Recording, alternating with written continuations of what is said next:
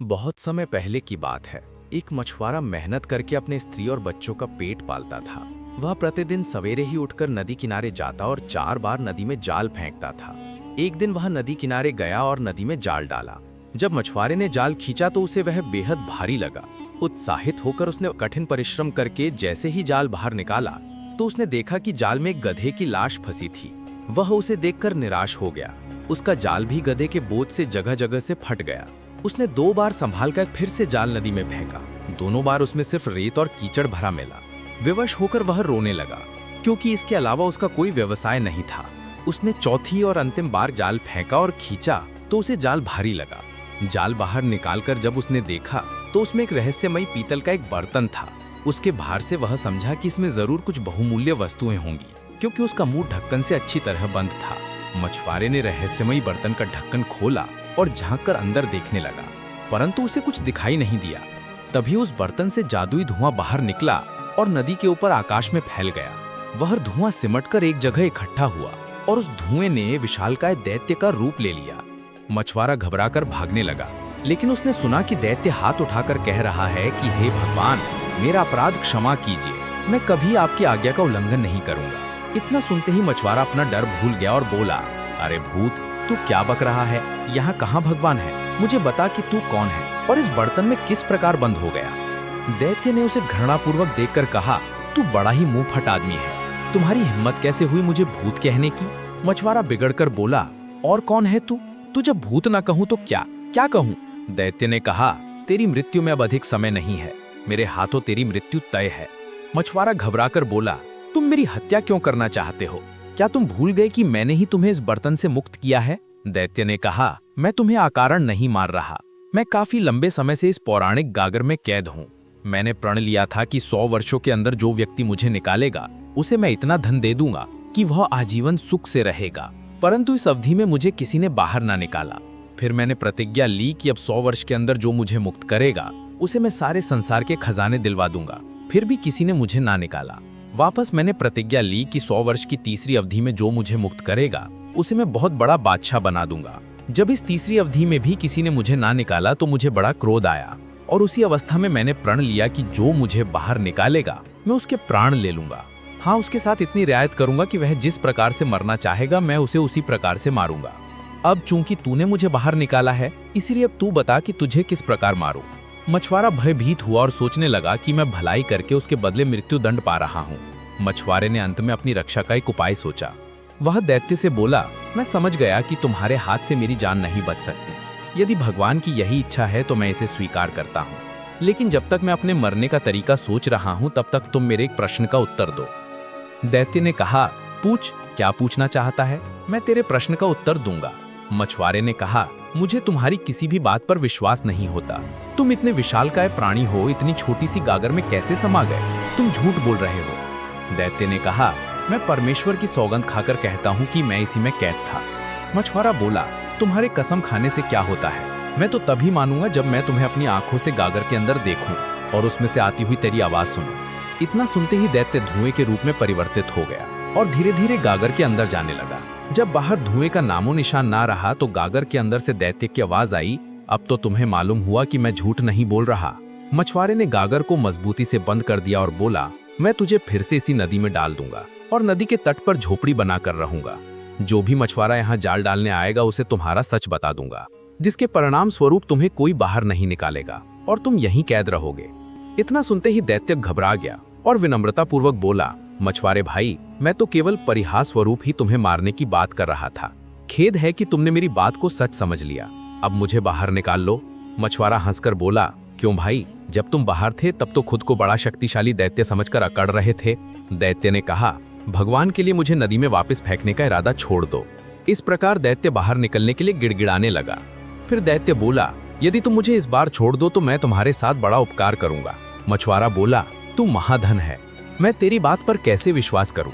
अगर मैंने तुझे छोड़ दिया तो तू इस उपकार का भी मुझे ऐसा ही कुफल देगा जैसा ग्रीक नामी बादशाह ने दिया था। दैत्य ने कहा, कौन था ग्रीक बादशाह? मछुआरे ने कहा, नारंग देश में गरीब नामी बादशाह रहता था। बादशाह कुष्ठ रोग से पीड़ित था, जिसके कारण वह बड़े कष्ट में रहता था। राज्य के वैद्य हकीमों ने भांति भांति से उनका रोग दूर करने के उपाय किए, परंतु दुर्भाग्यवश बादशाह के स्वास्थ्य में कुछ लाभ न हुआ। संयोगवश उस नगर में एक रहस्यमयी वैद्य का आगमन हुआ। वह चिकित्सा शास्त्र में अद्वितीय था। जड़ी बूटियों की पहचान उससे अधिक किसी को भी ना थी।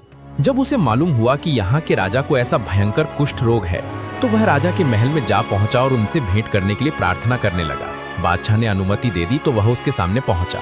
वैद्य ने राजा को प्रणाम करके कहा, मैंने सुना है कि नगर के सभी हकीम आपका इलाज कर चुके और कोई लाभ ना हुआ।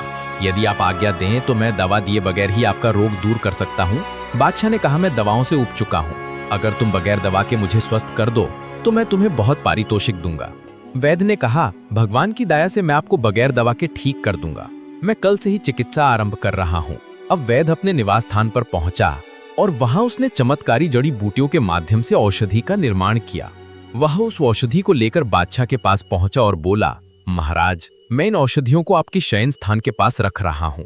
रात को सोते समय इनकी महक आपके शरीर में प्रविष्ट करेगी और अगले दिन आपके समस्त रोग दूर हो जाएंगे।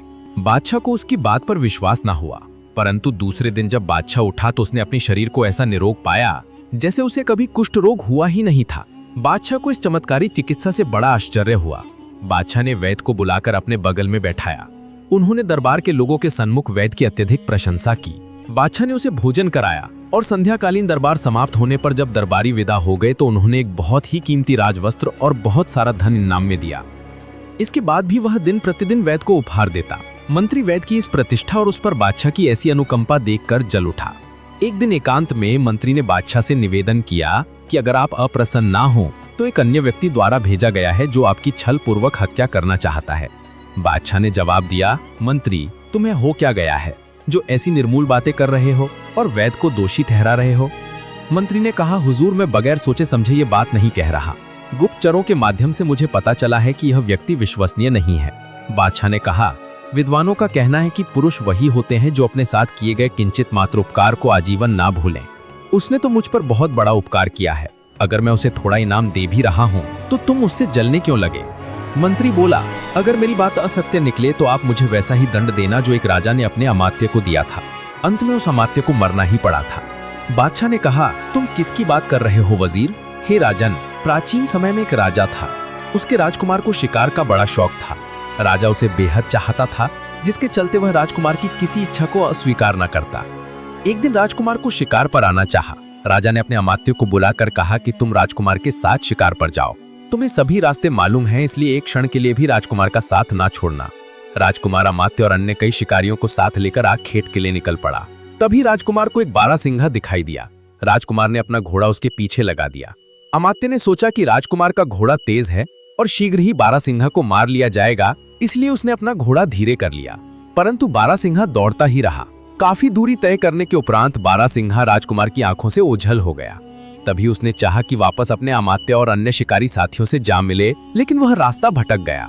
उसने देखा कि एक डरावने पेड़ के नीचे एक स्त्री बैठी विलाप कर रही है।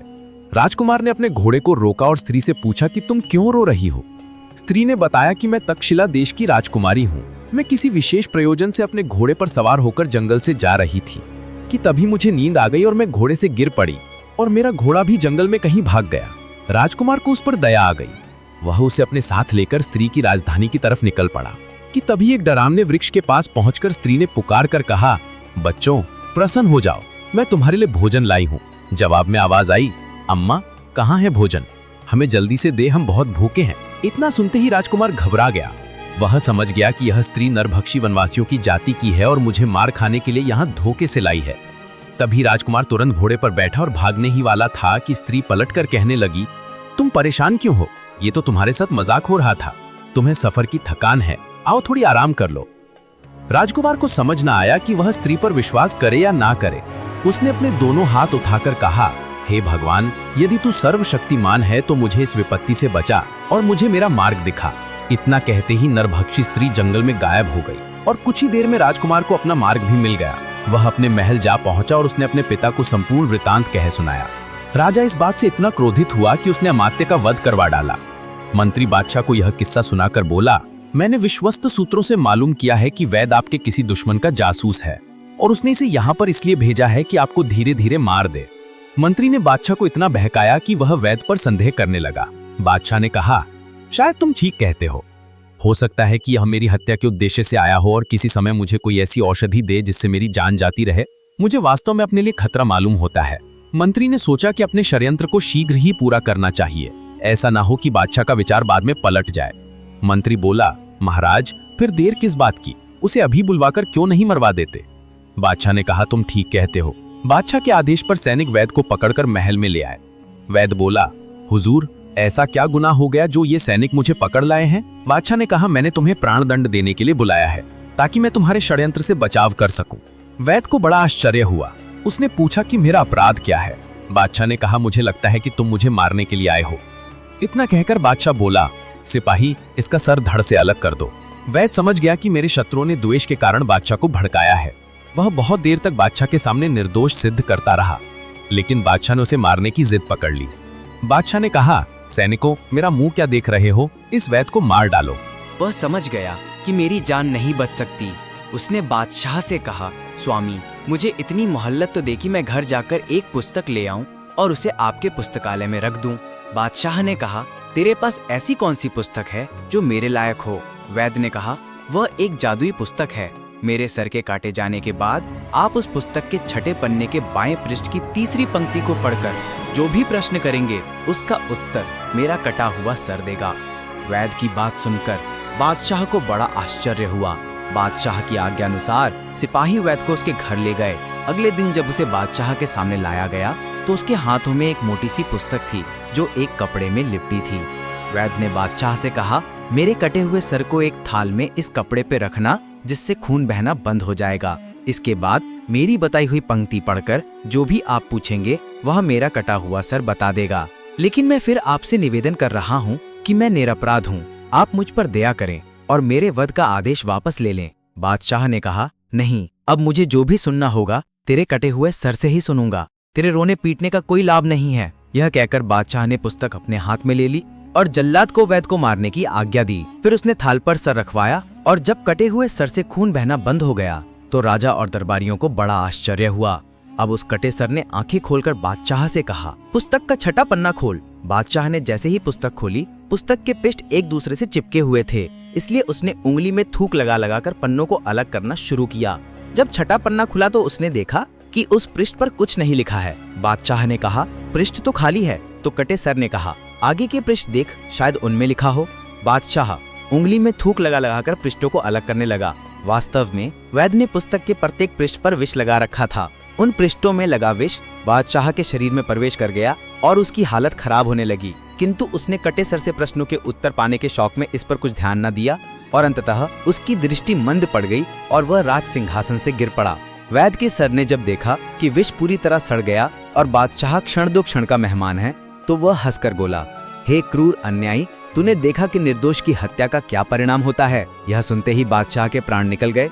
इस प्रकार उसे अपने किए का फल मिल गया। मछुआरा यह कहानी सुनाकर दैत्य से कहने लगा, यदि गरीब बादशाह वैद्य की हत्या न करता तो भगवान उसे ऐसा दंड न देता। दैत्य, तेरा हाल भी उस बादशाह की तरह है।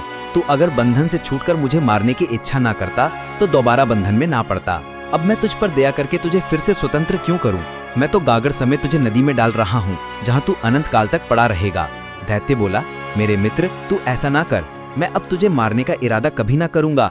बुराई के बदले में भी भलाई करनी चाहिए। तू भी मेरे साथ ऐसी ही भलाई कर जैसी इम्मा ने अतीका के साथ की थी। मछुआरे ने कहा, मुझे वह कहानी नहीं मालूम, तू बता तो मैं सुनूं। दैत्य बोला, यदि तुम यह कहानी सुनना चाहते हो तो मुझे मुक्त करो, क्योंकि मैं गागर में अच्छी तरह नहीं बोल पाऊंगा। मुझे मुक्त कर दो तो मैं तुम्हें और भी बहुत से अच्छी कथाएं सुनाऊंगा। मछुआरा बोला, मुझे नहीं सुननी तेरी कहानी। दैत्य ने कहा, यदि तुम मुझे छोड़ दे तो मैं तुझे बेहद धनी व्यक्ति होने का उपाय बताऊंगा। मछुआरे को लालच आ गया। आगे की कहानी जानने के लिए वीडियो को लाइक और चैनल को सब्सक्राइब जरूर करें।